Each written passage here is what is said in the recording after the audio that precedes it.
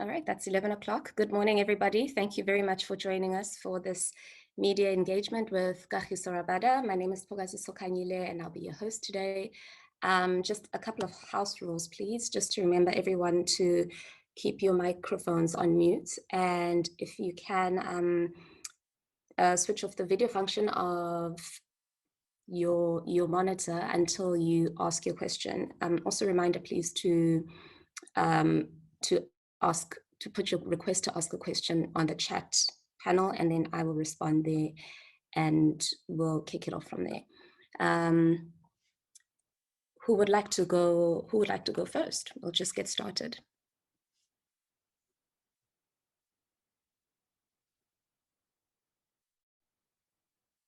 Ken, thank you.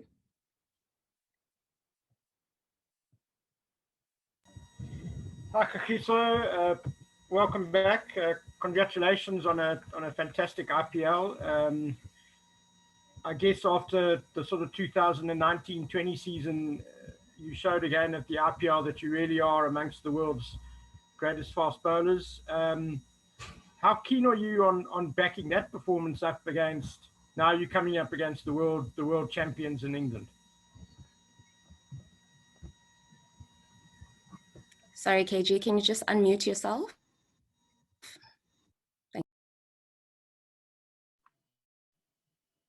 I thought I was unmuted. Someone obviously muted me. Someone. Kidding. No, thanks, Ken. I think the IPL was a great tournament, but in cricket, especially when you're playing on the international stage, you always have to repeat your performances on a constant basis. So it's definitely not an easy place to play cricket. You're never in your comfort zone. Especially when when things are not going as smooth as you'd like them to. Sometimes you hit a purple patch, but most of the other time you're just literally scrapping. So playing against England, played against them quite a few times, and it's never easy. But it doesn't change the fact that whoever you play, every game you have to come back and you have to do the same thing. So that's something that us as cricketers know that we have to to do. I wouldn't say it's overwhelming, playing in a series like this. Definitely, you do give them a lot of respect, just like you would any international side. But cricket is a repetitive game, and you have to repeat that in every game that you play. So I guess that's the challenge at the end of the day, is to see how well you can do it, and that's why we play to win as well, and to test ourselves individually. Thanks, KG. We're going to go with Percy, Lungani, and then Tinus. Thank you so much, Subs. Good morning, KG. Maybe just to follow up on Ken's question. Yeah, in your answer now, you mentioned that cricket is a repetitive sport. I wanted to ask you, what was it like though playing this year in this abnormal environment in the IPL? And now, what is it like coming from one enclosed environment, coming to another bubble though? What has the experience been for you guys now in the national setup this past few days in Cape Town? Well, I can only speak for myself. I think at the IPL, the competitiveness was second to none. You have the world's best players fighting for the top spot. So the competitiveness is going to be really up there. And you saw just by the results and by how tight that competition was. So I felt, the crowd, without the crowd, I mean, the competitiveness was there, but the crowd obviously gives that extra bit of adrenaline and that extra bit of, drama, if you want to put it that way, or theater. So definitely there is an element missing without the crowd. But we, at the end of the day, we're cricketers, competitive cricketers who want to compete, ultimately want to compete against other players to test your skill level. And I think it'll be much of the same this series, but I can only speak for myself. And also getting into the bubbles, it can be quite tough. You can't you know, interact. You can't. You've basically lost your freedom. It's almost like luxury prisons that we're in. But at the end of the day, you just have to remind yourself that we are fortunate. Not many people right now, or people right now, have lost their jobs. People are struggling at the moment. So I just try to remind myself that, you know, we must be grateful for the opportunity that has been given to us. First of all, to earn some money, and second of all, to do what we love. And you know, we don't get treated too badly. I mean, we stay in great hotels, we get the best foods. It's just it's like a spoiled kid not getting what they want at the candy store. But at the same time, it can be quite tough, because you're just you're just surrounded by four walls most of the time, and that can play a factor mentally. But like I said, just reminding yourself of all the good things that are happening, and yeah, that should get us through. But we're here to play cricket in that same vein. So the cricket, once we start playing, I think will take away from the I don't know, the desolate times. Thanks, KG. Lungani, Tianis, Fidos, and then Paul. I see your message, Scott. We'll get to you after that.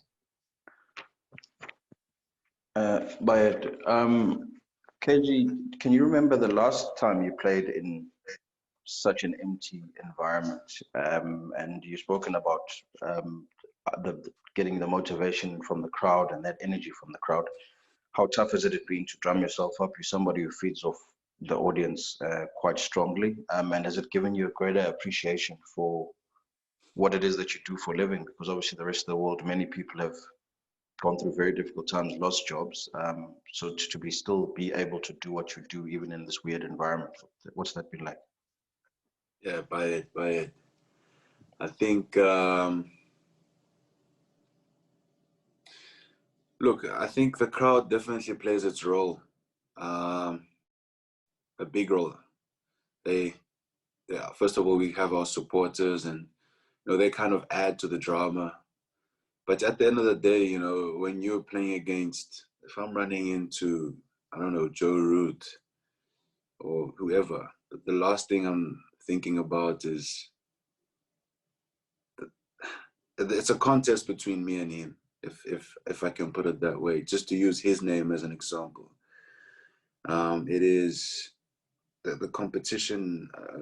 Maybe you guys don't understand what we players go through, but the competition is extremely high. There's a lot at stake to it, and you know, it's not easy. Cricket is not a game that you just go to, and if you want to land the ball in a certain area, you can do it. Doesn't work like that. It's not like you wake up every morning and feel $1 million. So there's a lot of things that you have to fight through, and maybe that's what the public don't understand. I'm not complaining, but I mean, the crowd can get you going 100%, but at the end of the day, no one is really bowling the ball for you, and you're playing against some quality opposition. But with that being said, I mean, a Newlands crowd on the New Year's Test match, or a Pink Day crowd at the Wanderers, where it's just so electrifying. I mean, it's great, and especially when we're winning, it's wonderful to have the crowd there. You know, when you go to PE, they get behind you. So we've got some really patriotic fans that we're definitely going to miss.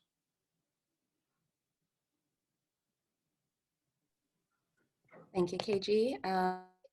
Tinas. Hi, Kagiso. I was wondering if your good form at the IPL, do you think how much of that had to do with the fact that you had an extended rest before lockdown and then even into lockdown? And is that something that you would like to replicate in your career going forward, long extended rests to keep yourself fresh? Yeah, that's a tough question to answer. I'm not sure what it's down to, really. Obviously, I think the break helped just to refresh the body, to take the mind off of a lot of things. But I don't know if long extended breaks are going to happen. So, well, in the future, because cricket is just getting more and more. So I think it's important, I guess, to find a way and to see the best ways to stay fresh and kind of take it in your stride. That's the only thing you can do.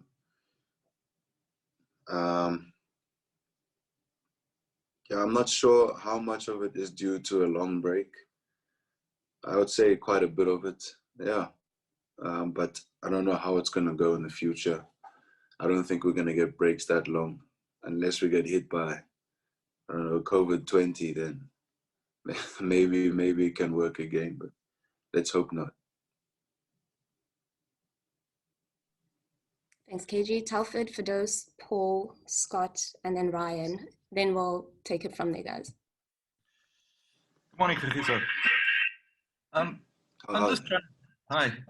just trying to find out whether, you know, when you watch the IPL, you see looks on players' faces as if they're having the times of their life, you know, and you wonder whether it's different from international cricket in that respect. You know, obviously there's pressure, you want to win, it's competitive, there's a lot of money, but it looks like a lot more fun than international cricket. Would that be true?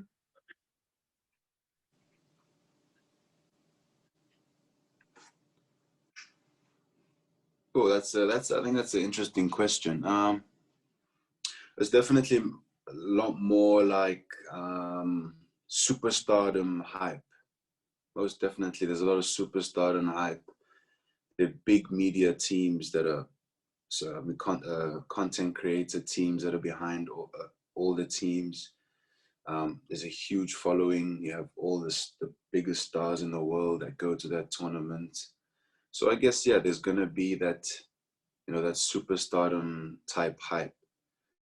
A lot of meet and greets. You're meeting a lot of new players. I would say, yeah, international cricket is more serious, 100%. So yeah, I think you might be right. Although we do have fun in international cricket, you know, you're with guys that you know, and you know, there's certain jokes that we have in the team, but I definitely think it's much more serious, even though the IPL is quite serious. We come together as a team and we all have one objective. But I think you're right. The IPL has a bit more funness to it, without saying that there is no fun in international cricket. Of course there is, but I think it's held at a higher prestige, most definitely. Thank you. Thanks, Telford and KG. Fidos, Paul, Scott. The rest of the list is on the chat panel. Hi, KG. I just All want right, to ask, in terms of having had such a long break, you know, we saw that then sportsmen had time for some other things. I'm thinking of like Marcus Rashford and the work he did with school meals and starting a book club for young boys and so on. You know, you've been someone who's got a vast array of interests outside of cricket. How important do you think the role of sports people in dealing with social issues is, and what did you do in the lockdown to kind of reflect that? I think it is important, especially if you have a platform like you do in sports or as a sportsman. Spreading the right message is important. It doesn't mean that anyone should get out of their way to do it, but I guess if you would like to, then it's important. If you want to spread the right message, then it's important, or any particular message, you have the platform to do that. So there is huge responsibility in the things that you say and the things that you stand up for. I mean, obviously you've seen the roles that sportsmen had to play in all the political movements that were happening during the lockdown. Myself, I did express myself on Twitter. I expressed my opinions on there. I did that through some podcasts that we did. But otherwise, not getting in it too hectically and not writing essays about it. not writing doctorates about it, but at least I threw my 2 cents out. Thank you. Paul, Scott, Ryan. Hi, KG. Could I just ask, in the IPL, we saw fast bowling very much to the fore, you know, particularly yourself and others too. Do you see these upcoming matches as very much a battle of the fast bowlers, yourself and Yorkie against Jofra and Mark Wood? You know, and is this a bit of a golden era for fast bowling, do you think, with yourself very much at the forefront of that? I think every department will be competing against one another. I guess that's just what it is, just to see if our bowlers are better than theirs and their batters are better than us, etc., etc. I mean, that's in a team performance. That's what you would want. You match yourself against the other team's department. I'm saying this, you know, from an outside perspective, but ultimately we're just focusing on ourselves, on whether we can do a certain job or not. It's not about us looking too much into how their bowlers bowl or and us bettering that. I mean, there's always learning for that. Myself, particularly as a bowler, you're always learning. You always see what other bowlers are doing, not incorporating everything, but there's always something somewhere that's going to interest you. But you know, it's our batter's job to worry too much about what their bowlers are doing, and we need to worry about their batters. So I don't think we're trying to have this clash of bowlers. You know, I think naturally that happens, but intentionally that's not what we're trying to do. Could I just follow that up by asking, do you have a very high regard for Jofra and Mark Wood? Have you seen much of them? I know they were over last summer, but they didn't play together. Have you got a very high regard for those two? Yeah, of course, they're world-class fast bowlers, and you have to appreciate the skill that they bring. I mean, they've proven it. Jofra's proven it, and Mark Wood has proven it. Yeah, and they're nice to watch. It's great to watch other fast bowlers doing well. But yeah, it's great. It's great to see them to bowl the way they bowl. It's cool. Fast Bowlers Club. Yeah. Thank you. Thanks, KG. Scott, Ryan, Zahir, Neil. Hey KG, it's Scott from TalkSport. Hope you're well. I just want to ask you a question about the IPL, really, and the fact that you took 30 wickets in the IPL and playing against a lot of the English players. Is that an advantage to you that you've got to play against the likes of Ben Stokes, Joss Buttler before this series? Not particularly, no, because we've played against them quite a bit already. And like I said, cricket, you just have to repeat and repeat. It's almost as if your performances that you've played in the past are all gone now. They're all gone, and you have to play a new game. And not that they don't give you confidence, and they do give you an understanding of some of the patterns that your opposition show. However, it's a new game, it's a new day, and you have to come and try and perform in a match-winning performance, or produce rather a match-winning performance. It just never ends.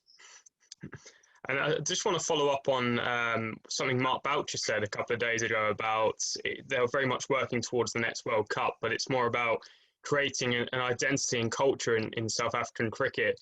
Is England the sort of perfect inspiration in that fact that in 2015 they were rock bottom, and now come 2019 they're world champions? Is that something that South Africa look at and think, yes, we can achieve that?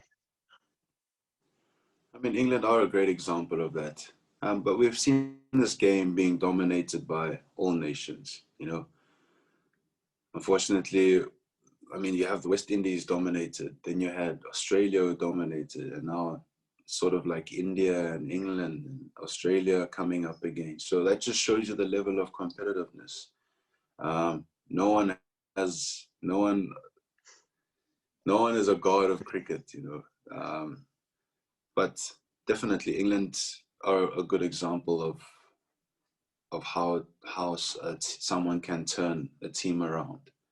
We did lose some very experienced players and top class players. We lost some greats of the game. And now we almost have to build up. The most experienced players are myself, Quinny, Fuff, and David Miller. And you know, I'm only 25 and I'm one of the most experienced. So, I mean, that's a challenge in itself. But building up is what we're trying to do. I think South Africa has, we have an identity. It's just about, you know, brushing it up. I don't think we have to really reinvent the wheel. We know what has worked for us in the past, and we're working with Mark. Mark has been involved in a very successful team, and you know, we're constantly working on where we want to be and how we want to get there. So it is a challenge for us, but we definitely do accept it. Thanks, KG. Go well. Cheers. Thanks, KG. We are going to go with Ryan, Zahir, and Neil. Guys, we've got a really long list, so if you can keep yourselves to one, if you can just stick to one question per person, please. Thank you. Morning, KG. I was wondering where you stood on the issue of kneeling as a symbolic gesture for the Black Lives Matter movement. I ask because it seems that there's different standards for different sporting codes throughout the world. In Premier League in England, they still kneel. In other sporting competitions, they don't. And I just wanted to know kind of where you stood on that, kneeling as a symbolic gesture in the Black Lives Matter movement. I've already expressed my views on that. So yeah, I'll see if I want to express them again. It's something that needs to be constantly, I guess, it's a constant reminder, but I think I've spread my views on that for now. Yeah. Yeah. So I ask in the context of exactly what you mentioned now. There's two kind of schools of thought here. The one says you kind of move on and develop the issue and tackle them in practical ways. The other says that if you run the risk of kind of diminishing the impact of that gesture and allowing people to again forget about it. And that's the context that I ask you in. That's a tough question. Let me think about it. Can I answer the next question? Sure. Zahir, Neil, then Nathan. As a KG, a lot easier from my side. Just about Mark has spoken about the possibly taking the guys that had quite a hectic schedule at the IPL, but you haven't played for South Africa and Protea for about a year now. Would you want to give that? Would you want to tell Mark, hey, I want to get in there. I want to have a ball. I want to get in there. And also, if they do go with the youngsters, you just spoke about the being 25. How much work are you doing behind the scenes with guys like Luther Sipamla, with Lungi, with the younger bowlers? How much do these guys look up to you? I mean, basically, they've got your post on their walls, basically, coming through. Look, I'm not definitely not playing the role of player/bowling coach, but whatever role that, I do definitely play a senior role. So if someone wants to ask a question, they can, and I'll be very happy to answer and to share my thoughts. But we've got Charles Langerveld, who's brilliant. I really enjoy working with him, and I have no doubt that all the other bowlers will enjoy working with him, and actually do rather enjoy working with him. This is an exciting batch of fast bowlers coming up, so I'm really excited for the future. Right now, as Mark said, he wanted to rotate a couple of players, so I'm sure he knows what he's doing, and it's all about buying into the vision of the team. That's what it's about. It's not about individuals. It's all about seeing where we want to go as a team, and the coach is going to drive that philosophy, and we have to trust the coach's philosophy, and that is that's what he wants to do, and we will buy into it. And I'm not too fussed about sitting on the sidelines, really, but I am ready to play. Yeah. Just on that, I mean, is the fire burning again? I mean, Moen also spoke the other day about, in terms of being away from the game, is the fire burning properly in the belly again to get out there and have a crack? Yeah, well, I had a practice 2 days ago, and I mean, like I said, you know, every series you play, there's always a fire burning. But I mean, at the end of the day, we're also human beings. You know, we don't rock up to practice like, yeah, I'm here, I'm ready to go. I'm gonna set the world alight. We're also human beings like everyone else. So sometimes you might be a bit lazy or whatever. But once you get into it, that's when the juices start flowing. So when we start playing, I mean, talking about it, you get amped. But I don't know. I'll speak for myself. I don't really get amped like every day that I wake up. No. But when you get into it, into the practice, into the game, then that's when you really have to, you know, wake up. But yeah. Thanks, bud. Cheers. Thanks, Tahir. Neil? Morning, KG. Yeah. I wanted to ask you about resting. Already, we haven't even started the international season, and already there's talk about how much you need to be rested because it's going to be a long and arduous international season. You could be playing for 12 months. So I wanted to know how much of a say you have in how and when you're resting and when you're rested from games, and what your views are on precautionary resting. It's one thing having a niggle, but how do you feel about being rested just because? Actually, it depends on how I feel. You have to be a bit smarter now, because, you know, when I first got in, Zahir was talking about, you know, being amped. I just really wanted to play every single game when I first started, and not that that ambition is gone. I definitely have that ambition, but now it's just about being smart with it. You have to realize, you know, there's a long career ahead. There's a lot of volume of cricket. How can I stay fresh? And being fresh means that you're going to play close to your best too. So it's just about being smart with it, and it's just going to take some good communication between myself, the coach, and the fitness trainer, and the medical staff rather. So I definitely do have a say in it. I definitely do have a say in it. It's just about being smart with it, and it's just about me taking the advice of the medical staff, and the medical staff, I guess, hearing me out, and then that's how it's gonna work. Yeah. Thank you. Thanks, Nathan. Yes, morning KG. Obviously we know there has been a positive result that came from the camp. How has that changed preparations leading up to the first ODI at Newlands? Yeah, it's been quite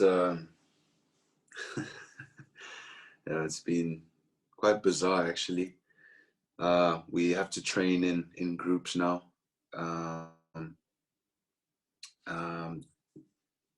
There's a group of non-contacts and a group of close contacts. It doesn't mean that anyone is positive, but it just means you have to take that extra precaution. So that's how it's been. So we're just waiting. There's going to be a test sometime soon, and we'll wait for those results to come back. But training is going smoothly. The guys are getting in the preparation that they need to, and that's the most important thing for now. And I think the team is doing well at you know, sticking to the strict rules that have been set in place at the moment. It definitely is challenging. It's really bizarre, but we're training well, and I think we're communicating quite well as a group. Cool, thanks. Just lastly, I know you guys came arrived last week. Nathan, sorry, one question per person, please. Sorry, guys, we're pressed for time. Thank you. We're going to go with Daniel and then Ken. Thank you. How's it, KG? Just on kneeling, Mark has said that you guys definitely won't be kneeling. You've also said that you're part of the senior group of the side. I just want to know, were you involved in this decision? How was that decision reached? Yeah, Black Lives Matters, 100%, as something that I will always stand for, and I speak for myself. It was a team decision not to kneel, and I think is to look at gender-based violence and to devote ourselves to another cause. However, Black Lives Matters will always be relevant and something that I will always believe in, and yeah, I speak for myself there. But yeah, Mark has stated that the team will not be kneeling, and that's how it is going to be. Cool. Thank you. Thanks, KG. Ken had a question about your foundation. Do you firstly have a foundation, and can you tell us a little bit about the kind of work that you guys are doing?